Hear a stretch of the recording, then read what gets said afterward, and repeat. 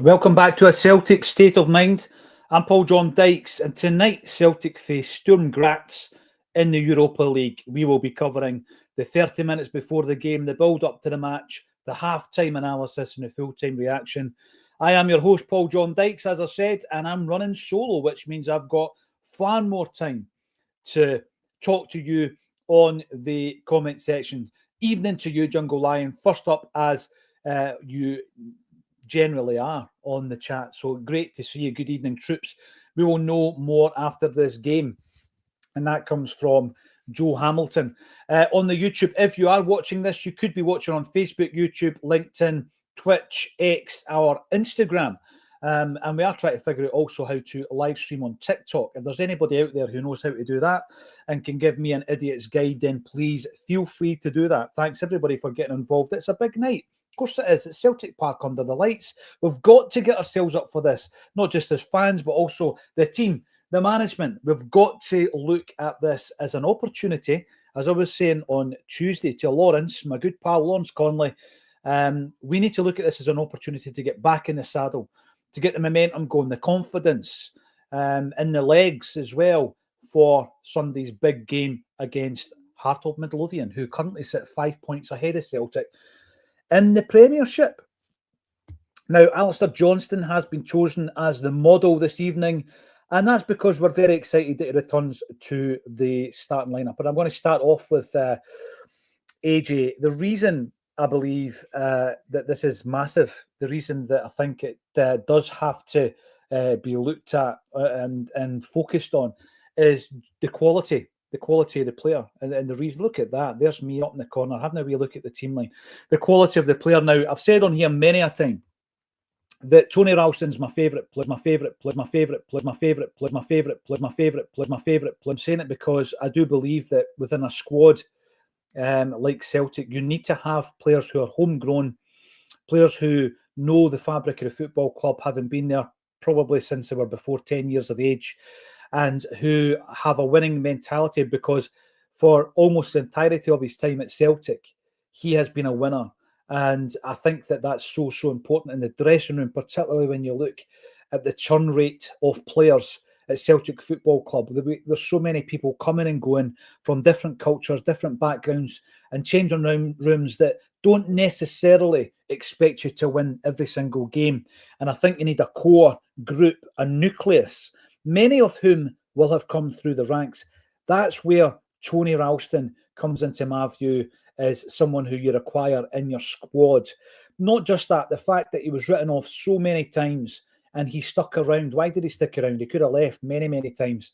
He stuck around because he's got mental fortitude, which I think is something that you can't buy in many respects with footballers. You've either got it or you don't. So fair play to Tony, but he had to drop out tonight. I've been saying that all week. He had to drop out. The performance at Dundee at the weekend was the worst of this season. And we've had quite a few poor performances, so that's saying something. It was the worst of this season. And one of the weakest elements of that performance was our inability to create anything down the right-hand side, to such a degree that the whole shape of the team changed at half-time. Tony and Yang were taken off. Both of them have dropped to the bench. And it's the right decision, if you ask me. There's a few other decisions in there that maybe I wouldn't have been a fan of. I've got the team here that I read out today when I was talking to JP, and it was the same team that I read out earlier on in the week. I might have moved Engels and Bernardo in terms of their position within the midfield. But Alistair Johnston's so important. He's one of these guys, actually, who's come to Celtic, and although he's not come through the ranks, I think he's now at a stage of his Celtic career where you look upon him as one of the leaders, one of the guys that's been over the course. He's represented Celtic in the Champions League. He's played in cup finals. He's won leagues for Celtic, and he knows that process and that mentality, what's required. There is a mentality, there's a psychology around a winning mentality as well. And it sometimes takes a while. He's now in that zone, if you ask me. He's a player that was brought in very much like a couple of seasons ago, Joe Hart was in that mould. I think Carter Vickers is a player that has to be in that mould as well, although his performances haven't been great this season. You know, you're looking at Carter Vickers being in his 5th season at Celtic. He needs to have the leadership qualities within the dressing room for the new players that invariably and inevitably come into the football club every summer and every winter. So Alistair Johnston's modelling the starting 11, and it's an absolute pleasure to see him back in the Celtic 11. I'm going to be bringing up as many of your comments as possible. Kasper Schmeichel starts in goal. I'm going to throw this out to the comments section. Is that the right decision? Was it time for Kasper to drop out? Is his performances been good enough this season? I think Lawrence Connolly continually goes back to last season, the tail end of last season, where he gets injured for Denmark on international duty. It's a bit of a bad injury. Sinisalo comes in, doesn't really put a foot wrong, but Sinisalo drops back out. Schmeichel's back in time for the Scottish Cup final. We lose that game, albeit obviously until 7 or 8 minutes before the end, we're going to win it. Carter Vickers scores an own goal. It's a very, very soft goal to lose for Kasper Schmeichel. He fails to save any of the penalties leading into that game. Not with hindsight. We spoke about keeping Sinisalo in. Lawrence Connolly still references that quite a bit. Is that still fresh in the memory? Is that skewing our narrative, our perspective of the performances this season that Kasper's been putting in? Or is he just having a bad season? I don't know if tonight would have been the right time to drop Kasper Schmeichel. He was in my starting 11 that I spoke about today, and I think it's the right decision to have him in there. We need leadership. Even sometimes when a player's off form, and there's a couple actually who have made the 11 in here tonight, they're in there for their leadership, and I think Kasper Schmeichel falls into that category. So I want to see Kasper Schmeichel back in the team. I want to see Alistair Johnston back in the team. But what I want to see is a different style. So we're not changing the shape by the looks of it. 4-3-3. A lot of talk coming into this about that getting mixed up to a 3-5-2 perhaps. We're sticking to the 4-3-3. So if you're going to stick to the shape, and understand the point Liam Devine made earlier on the 12:30 bulletin, when you're in possession, when you're in attack, you can change your shape. And I think we do that. I think that's evident, particularly when you've got overlapping wingers like Kieran Tierney and Alistair Johnston. One of them bombs up, we revert to a back three, we flood the midfield, and we're in the attacking formation at that stage. But we're certainly starting the game tonight on a 4-3-3 basis. Left back, this is an interesting one for me because I would have taken Kieran Tierney out the team, out of the left back position anyway, and moved him because from what I've seen, I'm not sure he's got the mobility to be an overlapping left back, someone who's bombing up and down that left wing. I don't think he's got the capacity for it now. I've got to admit, when we were linked with him back in January, I thought to myself, brilliant. He's going to bring a quality to the side that's been honed, playing in two of the biggest leagues in Europe since he left Celtic. He's going to be bringing the experience, obviously, of having the years down south and in Spain. But he's also going to have that thing that I spoke about, whereby he knows the expectations and the standards of Celtic because he came through the ranks. I saw it as an absolute no-brainer. A lot of fans argued the case that he wasn't fit enough. He hadn't had a season where he'd played more than 30 games. I know it comes down to minutes rather than appearances.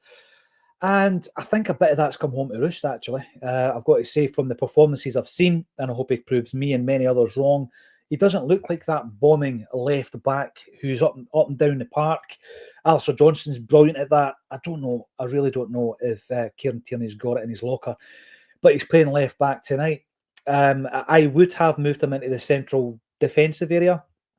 I felt that Liam Scales had one of his worst games in a Celtic jersey against Dundee. Listen, nobody played well, and it's not a dig at Liam Scales. I've been standing up for Scalesy for the last 2 and a bit seasons. I think his rise within the Celtic team has been incredible.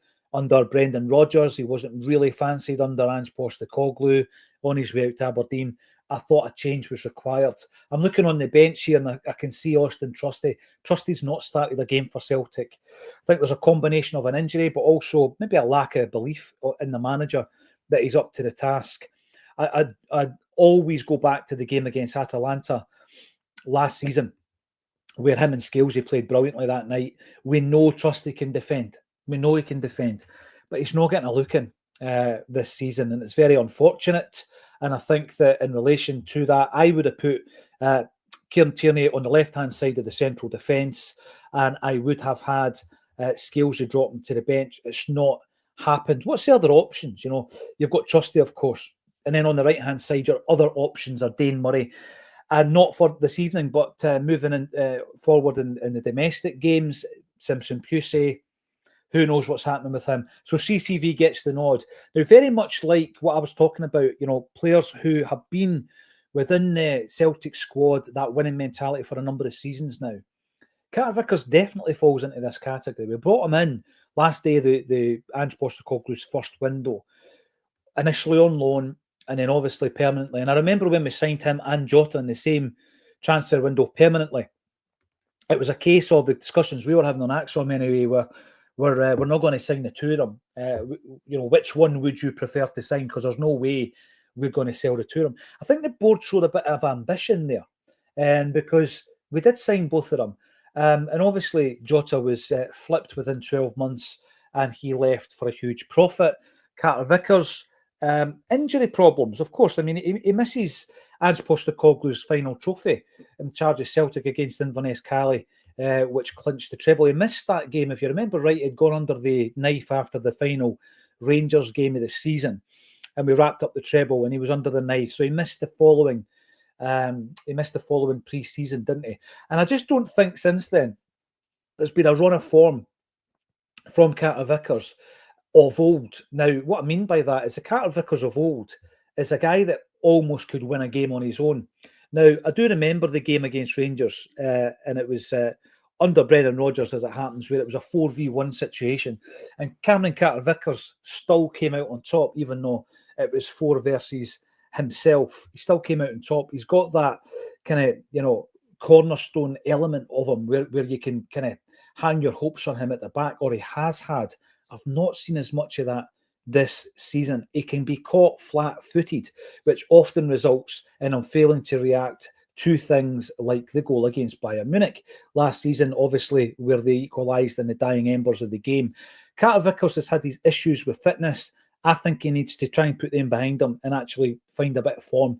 I've said this before in relation to the performances of Celtic as a team this season. Whenever you're bringing in new players, and there's a few starting tonight, whenever you do that, I think that it's important that the established pros who have been there for 3 seasons plus really need to take the burden off with the new guys. So when you're watching games and Tunecti's the top man, or Iheanacho scoring the goals, and this has happened this season, Nygren has looked the part, then you're thinking that's a bonus, but we can't rely on it. And what you would need to rely on is the established guys like Cameron Carter Vickers. So I'm looking at Carter Vickers tonight. He's got bags of experience for Celtic now at this level, at Champions League level, a higher level, and I want a performance out of him this evening. Him and Scalesy are the go-to for Brendan Rodgers now. We can see that. And this back five that you're looking at this evening, Schmeichel, Johnston, Tierney, Carter Vickers and Scales, is the starting back five for Brendan Rodgers. It's his preferred back five. I mean, I do look at it and think there are other options. I mean, Marcelo Saracchi for me is a player who, admittedly, I didn't know a great deal about him when he came. Like everybody else, a name's linked with Celtic. And we have the ability now to log on and we look at the showreel, we check all the stats, we check all the previous moves, what type of style of play suits him, etc. So he comes in, for me anyway, as something of an unknown quantity. Uruguayan internationalist, playing his football in Argentina. It concerned me a wee bit that he comes in on a short-term basis, as did Jeffrey Schlupp, as did Alex Baye before him. So that's something we've not really got a handle on. That's not to say because there isn't an option to buy in the original loan deal. That's not to say we won't go back in to try and buy him. It depends on whether or not the club are looking to sell at that point. But from what I've seen with Marcelo Saracchi, I think that he does offer a different dynamic. He does look like a player that could revert to an inverted fullback. Obviously, going back to the time of Ange, it was very successful when you look at the two fullbacks. Initially, Juranovic on the right. Obviously, Ralston played that position quite a bit, as did Alistair Johnston eventually. And on the left-hand side, you were looking at Greg Taylor, and you were also, looking at a player coming in Alexandro Bernabe, who was meant to be an inverted fullback. And I just felt that he wasn't disciplined enough. Now, I don't mean off the park. I know there was a few issues off the park. I just meant on the field of play. He wasn't disciplined enough to stick to the game plan. And I think that Sriracha's got the discipline as well as that unknown quantity element where sometimes he can step inside and he looks far more of an attacking player. And I hope that we see more of him. I'm guessing at some point this evening, Sriracha will make an appearance due to the fitness concerns around Tierney finishing games. And I know he finished 90 minutes against Dundee. Different challenge this evening, though, isn't it? So that's the back five. Let us know in the comment section what you think of that. I'm hoping to get as many of you up on the screen as possible. We've got Culture coming in. Used to be the Urban Culture. The commenter formerly known as the Urban Culture. There you go. 2-1 to Glasgow Celtic. I would love to see that this evening. What else have we got? RL77 doesn't think that Cal Mack should be starting. I've not got to the midfield just yet, but I'll be covering them next. And now Joe Loughlin comes in to say that Sriracha should actually be in for Hatate. More mobile and a bit of dig in him. Hope AJ can make a difference. I hope so as well. I think back to the game that we seem to reference more than any this season, and that's the match against Bayern Munich, or the matches, the tie against Bayern Munich, where I think we probably played above our abilities to a degree because, other than those two games, when have we been that good in 2025? I'll throw that out to you as well. Let me know. And I remember particularly in the away game, John Hughes spoke about this on Wednesday in the show that he and Patrick did brilliantly when I was in Glasgow for a meeting. Acsom related, obviously. And I'm listening to that on the way home in the car. And John spoke about like rampaging runs down the right-hand side, the ball coming from Schmeichel to Johnson then ball carrying, remember that, ball carrying, actually progressing the ball up the right-hand side and turning and transitioning defence into attack. It was exciting. It was edge of your seat stuff. You're thinking we're going toe-to-toe with Bayern Munich and we might just get a result here. So absolutely, AJ can make a difference. I just hope he comes in and rattles it. He rattles the cages of those other players that have kind of stuck into a bit of a rut recently. AJ's a character. AJ doesn't suffer fools. I think he loves a wee bit of the rough and tumble of the Scottish game. But here we go. Culture slowly but surely. He's getting up for it. I am up for it, Culture, right? I'll tell you why. Going back to my good friend Lawrence Connolly during the week, he was just thinking Europa League, forget about it. No. I don't agree with that at all, right? If you go back to Brendan Rodgers' first season back, in November, we looked dreadful. We were beaten from Kilmarnock and Hearts, but we turned it round. So the way I look at it there is, wouldn't it be tremendous after everything that's happened for us to get into a playoff or a knockout round of the Europa League? And I go back to Patrick McGilk's point that he made last week. I would love to be, when I steal people's opinions, I do try and credit them. I would love to be a Champions League club. And what I mean by that, where we sit domestically, and JP and I spoke about this earlier today. For me, if you're playing 10 games in the Champions League and you're getting out that initial group stage, the league stage, you're a Champions League club. But you need to be doing that season on season. And even if you were to do it 5 out of 7 seasons, I think you could regard yourself as a Champions League club. But if for any reason, and JP pointed this out brilliantly today, you've done all your legwork, you've done your recruitment, it's been done efficiently, you've got the bodies in that you wanted in on time, you've bedded them in, and we go into a qualifier and we're just beaten by a better team. If that happens, and there's a good chance it might, then you drop into the Europa League. And Patrick was very bold last week. He says, right, so if you want to be a Champions League club and for whatever reason you drop into the Europa League and it's not due to you not signing players on time, make a fist of it. Try and get to the final. Try and win the thing. Why not? So that's my take on it. Things are not looking great right now in terms of our form, the mood in the camp, the energy of the manager after the game against Dundee, us being in this bit of a rut that we just can't seem to get out of. And I think that there's a few different elements to this. So you can have a great performance in Europe that gets you out of the rut. We're preparing for a game on Sunday. We need the momentum and the confidence and hopefully a few goals and a good performance just to give everybody a lift. Not just the fans, the players, the management team, everybody, the mood in the camp improves. And it could happen tonight. But also, and I hope this does happen, as it did in Brendan's first season back, we get out the rut, we start playing well, and we finish off the season well. We do something in the transfer window in January, and we have a better second half of the season than we have a first. Wouldn't it be great to still be in Europe when we had a bit of form? So I'm looking at tonight's game, Culture. We are where we are. It's no ideal, but I'm not looking down my nose at the Europa League. I want a win tonight. Absolutely. Come on, have faith, says Michael Kennedy. Great to see you, Michael, coming in. Come in, agree, disagree. Let's talk about it. Absolutely. I was just dealing with a couple of interesting comments on the YouTube after the live today, who thinks that for some strange reason, if you set up a podcast on Celtic or a video content, anything on YouTube in relation to Celtic, then you think for some reason that your opinion's more important than anybody else's. No, that's not what I believe. I actually don't think that any of the Acsom contributors have that. What you're trying to do is have an angle and a view on something, an opinion. Everybody's got an opinion. That's fine. You put it out there. But I welcome discourse. I welcome someone to come in and say, I disagree with you, and this is why. And that's brilliant. And eventually, if the argument's made well enough, you could even change my mind, and maybe I can change yours. I pushed that too far, maybe. Celtic 5, Sturm Graz 0. User JD9LY6EE6V. I admire your optimism this evening. Claire Menery, always good to see you, Claire. Hopefully see you at one of our forthcoming live events. I have seen you at numerous events over the years. Should we lose tonight and Sunday, Rodgers should be emptied on Sunday evening. I'll tell you something, that's bleak, Claire. That's bleak. But a wee bit maybe realistic as well. I don't think it's going to happen. Going solo and down in Acapulco, says the Flying Haggis. Thank you for that. I would sing it, but I can't sing. And we've also got Phil Sorrow. Great to see you, Phil, on the YouTube. Hatate and McGregor should not be starting. Insanity, says Phil Sorrow. Will you do a live tracker? I don't even know what a live tracker is.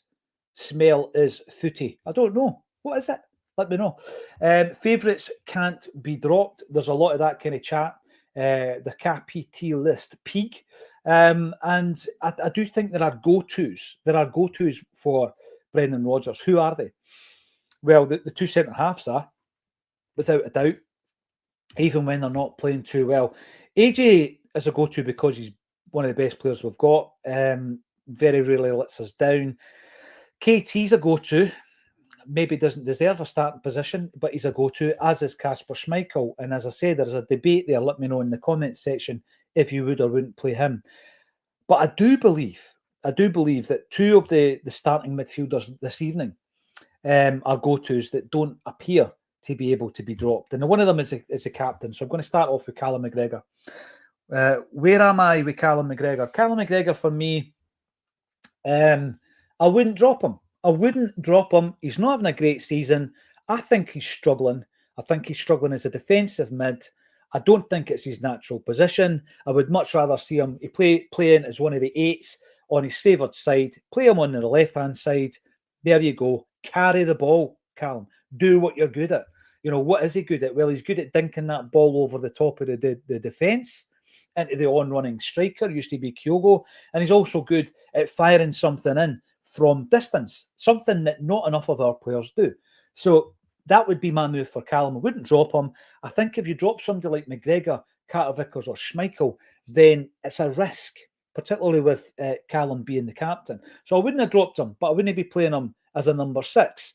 Hatate seems undroppable because he's not in because of his form. Hatate hasn't changed the game for a while. I hope he proves me wrong tonight. But I've always called him a playmaker, a game changer. Big moment player, you know, someone who takes chances. He's a risk taker. He can thread the ball through the eye of a needle. All the cliches in the world. That's Rio Hatate.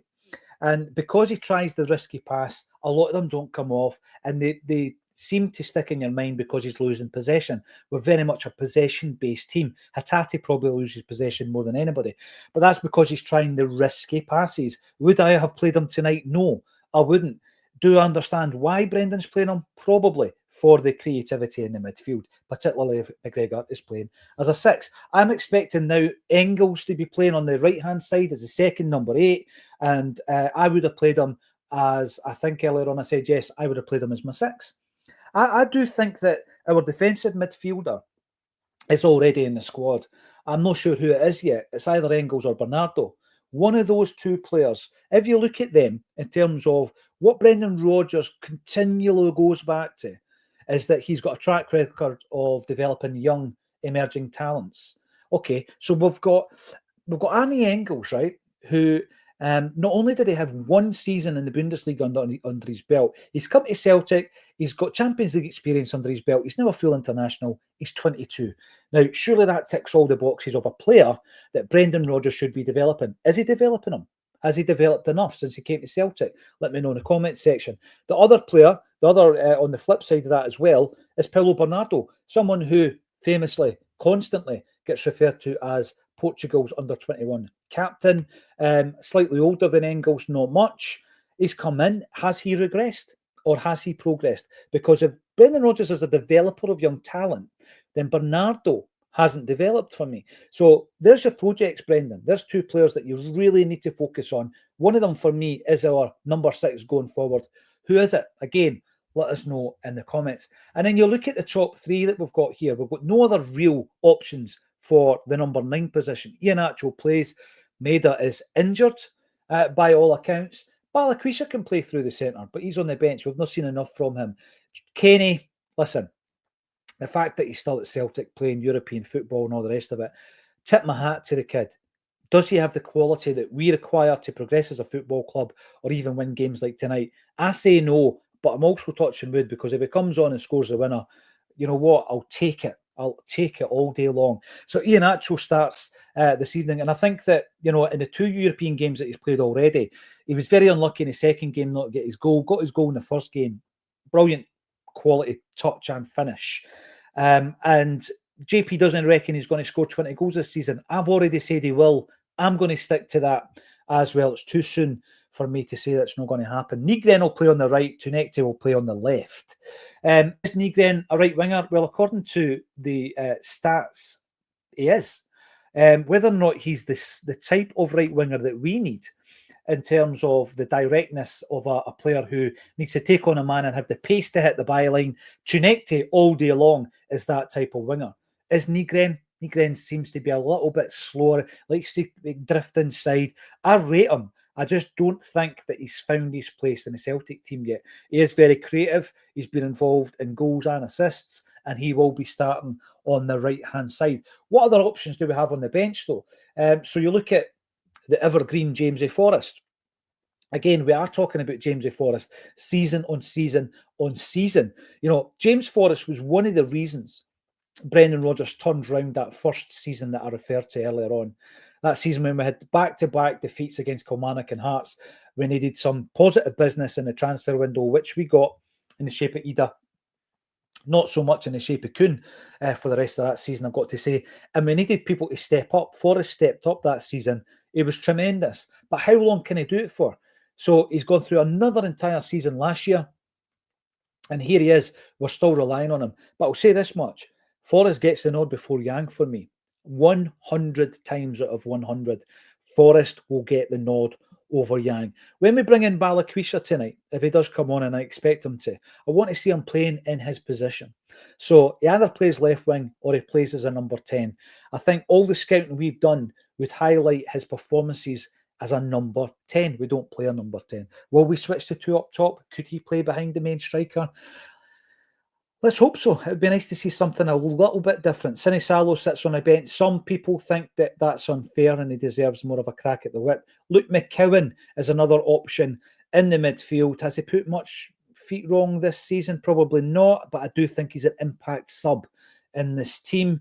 We've also got Dane Murray, who is the backup to Carter Vickers. GSP, of course, not in the squad for the Europa League. And we've got 2 right-backs in the shape of Kobe Donovan and Tony Ralston. And you think to yourself, maybe that's a little bit of insurance for AJ coming back into the side. He might not be able to finish the 90 minutes. And again, let me know in the comment section, if it doesn't, who do you bring in? Because I don't think Donovan's put a foot wrong. Ralston, for me, needs a rest, as does Yang. I wouldn't be playing the guys right now. So if I need to take off AJ, I'm bringing on Donovan. Let us know if you agree or disagree with that. So what else can we ask you? Predictions for tonight. Let us know. We've had some really confident and optimistic predictions of 5-0 tonight. I don't think we're going to be winning the game, and I have no idea why we've got balloons coming up. Maybe I'm a balloon. Maybe that's what it's telling me.